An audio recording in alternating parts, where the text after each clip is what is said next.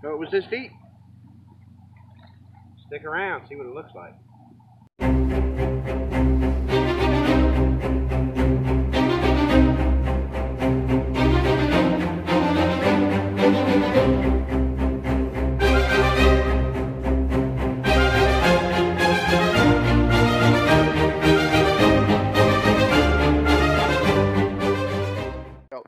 I wanted to do this live, but it doesn't look like I'm going to be able to. So, just go ahead and get some stuff together. I didn't realize it, man. I'm getting low on ingots.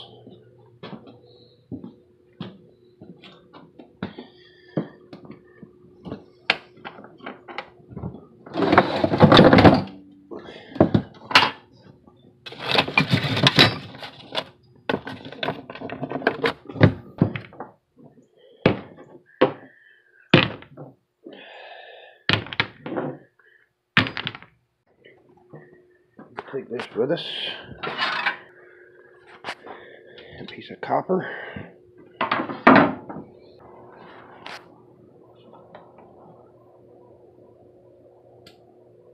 Piece.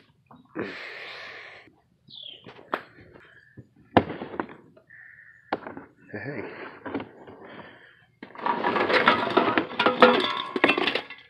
There's some more. Yeah, I'll probably take a bag of the cans too. I forgot about all that aluminum, I guess. Alright guys, so it was a tough startup, man. Nothing wanted to work out this morning, and nothing wanted to work out today. So, but she's heating up, and I haven't stepped on it yet, unbelievably, but she's coming. Now my foot's about 12 inches long. So you see this nest is probably almost 12, maybe 10 or 11. So we're going to see how it goes. Alright, so we're getting close to melting temperature. Crucible's starting to get red. We'll go ahead and throw a little bit of aluminum in there, like it's old.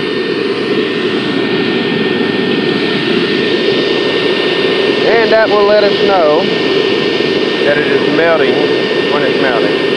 Yeah, you know what I mean. Hey, we got a little pool down in there. Let's see if it'll vaporize a can.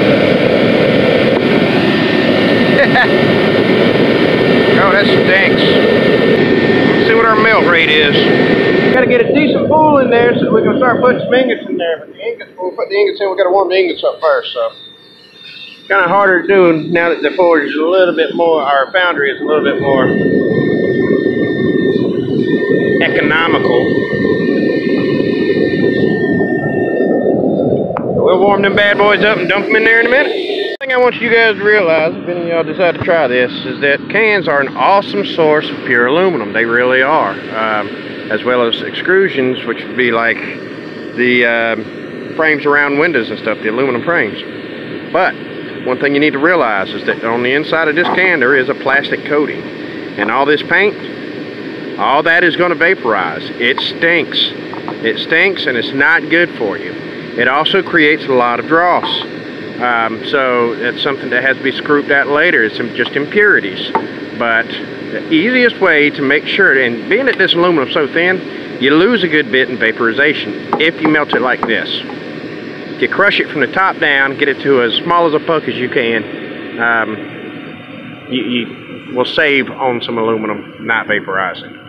But, so yeah, just, if you're going to be using cans, wear some type of vaporizer.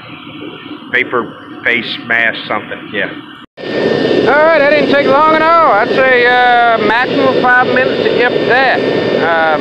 I'm heating that other one up, and we've still got quite a few to go.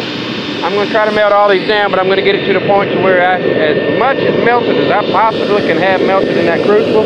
Looks like that red heat is steadily climbing the walls, so it's a good thing. We haven't lost much pressure, we've lost a little bit. Got to watch this tank, make sure it doesn't freeze up on it. It'll do that, man. It's not cold on the bottom yet.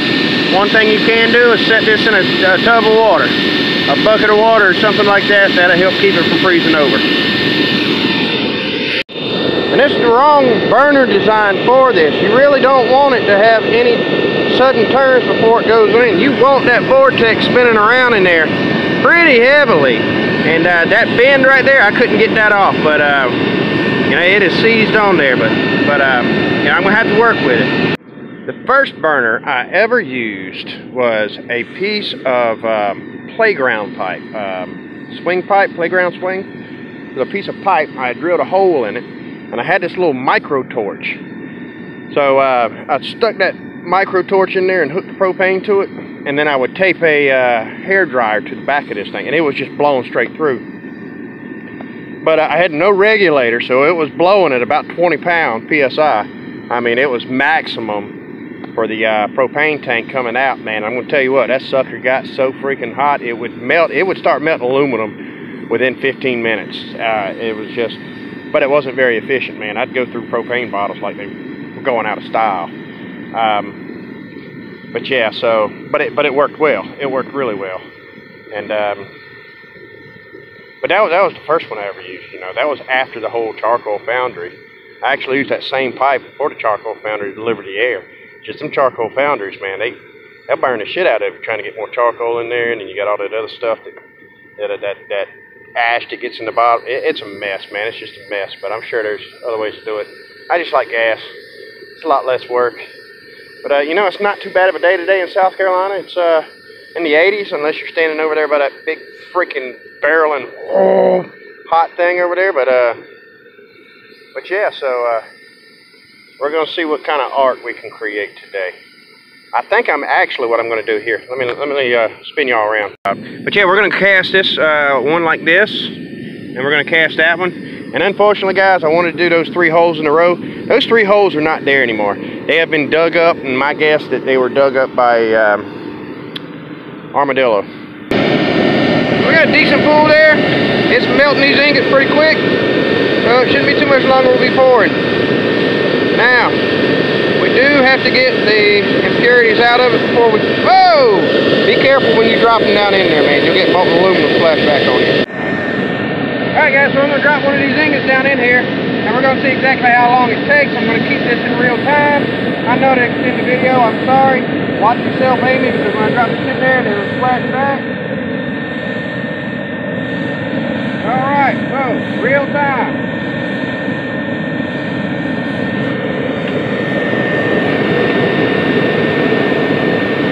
That's it. It's still there. I'm going to sit back and watch record this whole process.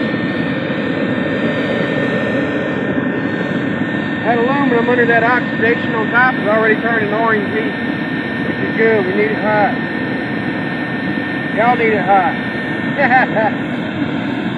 Good jacket. Go. It is completely melted. That's how quick these ingots are melting on. Alright, I gotta wait a few minutes before I put any more in there. I put too many of them in too fast and it's cooled it off too much, so I need to let it get back up to temperature. Flux.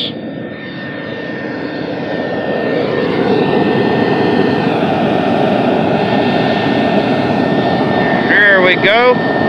What you think about that, Roy?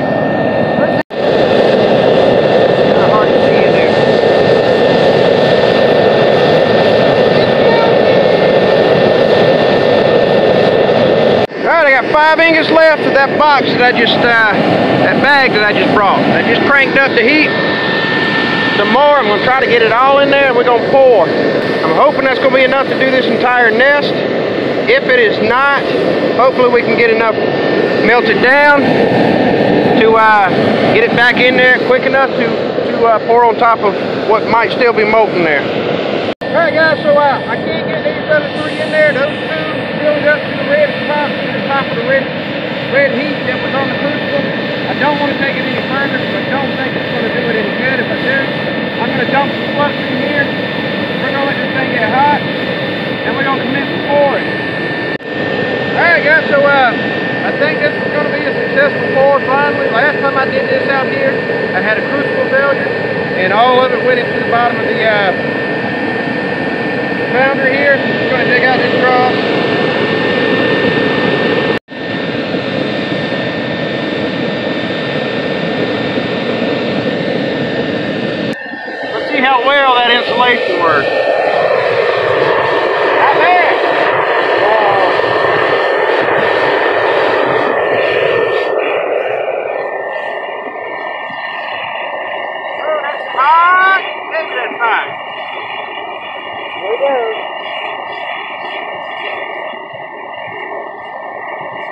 Oh, it's a thirsty nest.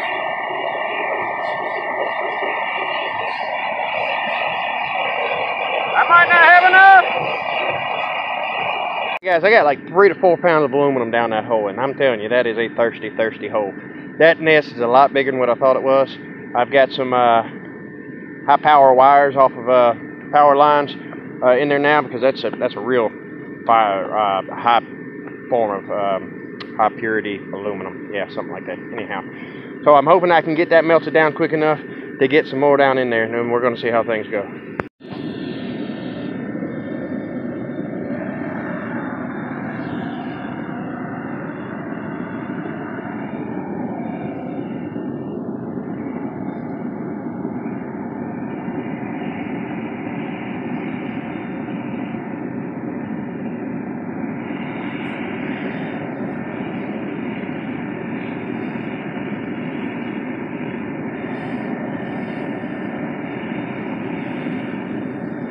You gotta be kidding. Man, that's a big old hole. Yeah, it is. Guys, I don't know if I'm gonna have enough for this, man. I told you, you never know what's under the ground. General rule of thumb, if it's about 8 to 12 inches long, it's only about 5 pounds of aluminum needed. But so far I've got anywhere from 7 to 8 pounds. So I'm getting a little concerned about this. Completely unexpected for it to be this big. I have run out of aluminum that I brought with me.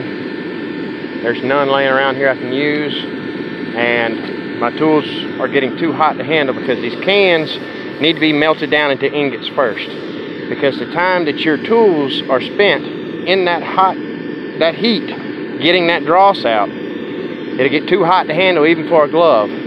So you need to minimize the dross content that goes into it. And I was completely ill prepared for this. I apologize, guys. We are going to dig this up and see what we got. I've got 3 pours on it right now. I mean, we're up around the 8-9 pound mark right now. And I don't know if the second 2 pours are even adhering to the first pour, or the third to the second. Completely ill prepared. So yeah, I had said it one time before, you don't know what's under the ground. You can't see how big it is. So you need to have at least 15 pounds. And I didn't have 15 pounds ready, so I broke my own rule and kind of screwed this up. But yeah, we'll see what happens. All right, we'll pour this last little bit in there, and we will see. Let it cool down, and we'll see. How long does it take for the mound to cool down? I would give it at least 30 minutes. I mean, some people say overnight, but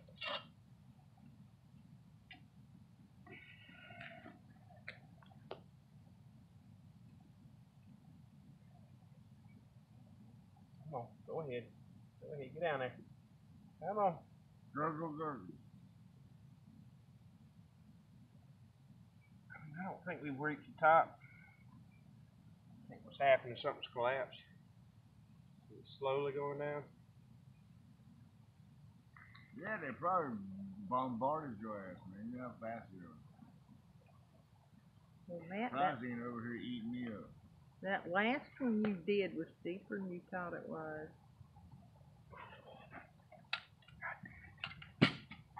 You didn't burn yourself, dude. Alright, I don't know how far it made it, guys, but no, we're gonna see. We will see. Should already be recorded. Okay. We got to dig way outside the area. Over here. You know what I'm saying, man? Huh? You know what I'm saying? Hey, it's just Mama's yard here. No, that was Uncle Roger's spark plug. It may have been. There's so much trash buried out here. I know there's a whole car and a house and everything else buried cars, out here. freezers, refrigerators, we name it. When we poured it, hell, got dirt and all. I won't break this shit up, man. I promise. Hey, make your old lady there. Hot. Sand in them, man. When you cast them, they... Check this out there. Well,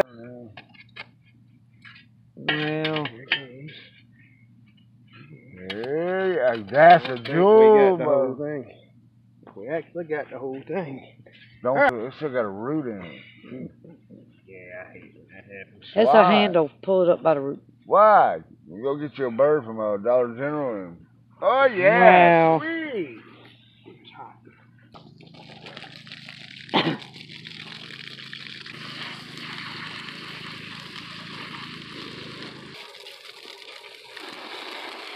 Still a lot of trash in there. So the first pour looks like it made it up until about right in this area. There's a lot of porosity, there's a lot of pieces of seeds, and you can see the second pour is up here. And the second pour doesn't look like it was as hot as the first pour was, but it did adhere, so that's a good sign. And you can see where the third pour kind of wrapped itself around that second pour. So we got lucky on this one. Zoom in on that right there. Those are ants. Can you see the little leggies? Here, let me hit that right there. Look at there. Yep, there's the ants. You see them in there? Here's some more. Wow. You ain't biting nobody now. Well, they were preparing for the winter. They didn't make it though. Guys, these castings I don't normally do because it's hard to sell them. This thing's got some weight onto it. We're going to take it inside and weigh it and see exactly how much it weighs. But they're hard to sell because they're expensive and they're hard to do. This one would go cheap. This is already going to somebody's mother. But this one, if I were to try to sell it, would actually go cheap because of the fact that I didn't get it in one pour, and which has burnt the aluminum in some spots. It hasn't made it whole. It's a terrible pour. Right up in here, it's all, yeah. So you know, but it is what it is. I'll probably cut this gnarly bit off because that's just ugly. Try to dig some of that foil out because that's ugly, and then I'll take it to John so he can send it to his mama. But there you have it. So let's wire it inside real quick and let's weigh this thing now that we got all the sand out of it. It's got some weight to it. Looks like about 9 pounds. What? That's it? I'll let you go and go away without giving you the close-ups. Watch your arm. There you go. So hold it back and right about there. That's how it was in the ground. That's what they designed. Somehow the millions of them in a collective mind. You can tell that there are different types of aluminum that was used, from mixture of cast and more of a pure aluminum here, and then the cans, in which I poured way too hot, and that is why it is burnt. But I don't usually see these shiny. I don't do mine shiny unless the customer asks for it, because it's an effect. All the carbons, and when you give it either a bullet in vinegar or acid bath, it washes out all the ants and all the impressions, all the carbons and stuff like that. So You need to rotate it. sure.